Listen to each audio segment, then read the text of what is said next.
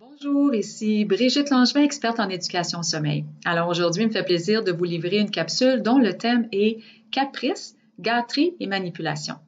Alors parfois, certains parents ont la forte impression de se sentir manipulés, de sentir que leur enfant fait un caprice ou encore ils se font dire par les grands-parents ou l'environnement, il est gâté.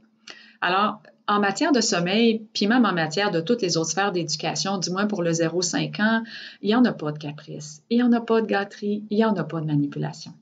Pour manipuler, il faut même avoir développé son aspect cognitif, là, j'ai pas le mot exact. Alors, il faut avoir développé son aspect cognitif. Il faut que ce soit un peu plus avancé. Les enfants de 6, 7, 8 ans peuvent manipuler, c'est-à-dire planifier une action dans le but de vous faire réagir de telle façon. Mais chez un enfant de 5 ans et moins, ce processus-là n'est pas encore en place. Donc, qu'est-ce qui se passe? Parce que l'impression est là pareil pour les parents. Alors, en fait, il s'agit d'association.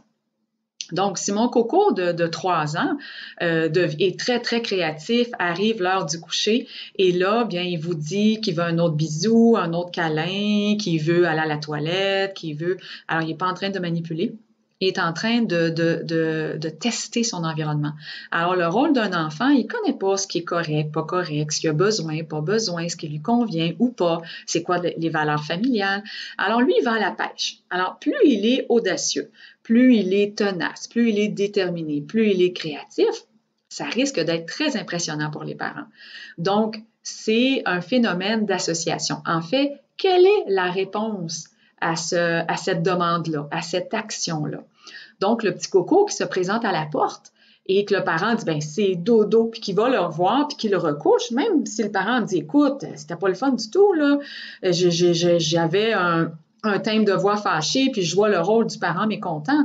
Mais si la perception de l'enfant, c'est que c'était agréable, lui, il en fait une association qu'il va répéter. Alors, quand moi, j'agis comme ça, que je demande plein de choses, papa ou maman revient, me donne un autre verre d'eau, un autre câlin, me font une autre histoire ou reviennent me border 2, 3 fois, alors l'enfant finit par associer son comportement à votre réponse et dans sa perception, c'est super le fun. Alors, les associations se créent dans la relation entre le parent et l'enfant, dans des situations, des contextes particuliers qui appartiennent au milieu, à la famille. Et du moment où on se rend compte que ça fait plus de sens. C'est rendu que ça prend 1 heure avant qu'il s'endorme parce qu'il nous appelle, parce qu'il se relève, on va le recoucher, on a beau jouer le rôle du parent fâché, il n'y a pas d'impact, ou encore un enfant qui la nuit se réveille puis on sait très bien qu'il n'a pas vraiment soif, mais on redonne un biberon, ou encore parce qu'on veut contourner les pleurs, ou encore l'enfant qui sait très bien retrouver sa suce, mais on court la lui redonner parce qu'on a peur qu'il se réveille. Alors, c'est toutes des associations. C'est pas des gâteries, c'est pas des caprices, c'est pas des manipulations. L'enfant a une action et votre réponse, donc la réaction que vous lui donnez, s'il l'apprécie, soyez assuré qu'il va tout mettre en œuvre pour continuer de reproduire cette association-là qui devient finalement inadaptée à un sommeil de qualité. Alors, les associations adaptées, ce sont les réponses qui font en sorte que nos enfants comprennent ce qu'on attend d'eux en matière de sommeil. C'est-à-dire que c'est l'heure de faire dodo, j'ai répondu à tous tes besoins, je t'ai donné du temps de qualité, j'ai fait une routine de dodo qui contenait une portion affective pour remplir son réservoir affectif et le mien en même temps. Alors maintenant que tout a été fait, même si toi tu choisis de ne pas dormir, de me rappeler, la réponse, ça va être « bon dodo, moi je reviens pas ». Évidemment, il va y avoir des pleurs, du mécontentement, de la frustration. Si on est capable de surmonter le défi, 3 nuits. À l'intérieur de 3 nuits, vous allez voir que les associations inadaptées vont se transformer en associations adaptées. Et l'enfant va comprendre que cette action-là n'a pas le retour la réponse que vous aviez l'habitude de lui donner. Et comme votre réponse, elle est maintenant devenue plate pour lui, il y a plus de chances qu'il accepte de se laisser aller au sommeil. Ceci dit, il y a des associations inadaptées dans des familles qui sont des associations adaptées dans d'autres familles, même à travers la fratrie. Alors, par exemple, le plus vieux, je pouvais le bercer pour l'endormir. Alors, si je le berçais pas, il pleurait. Donc, la réponse à cette action-là a été que j'ai voulu contourner les pleurs. Donc, je l'ai bercé, je le dépose au lit et il dort toute la nuit. Alors, même si en apparence, il s'agit d'une association inadaptée, puisque théoriquement, il pourrait se réveiller une dizaine de fois pour être de nouveau bercé, pour être endormi, il y a des enfants qui dorment toute la nuit.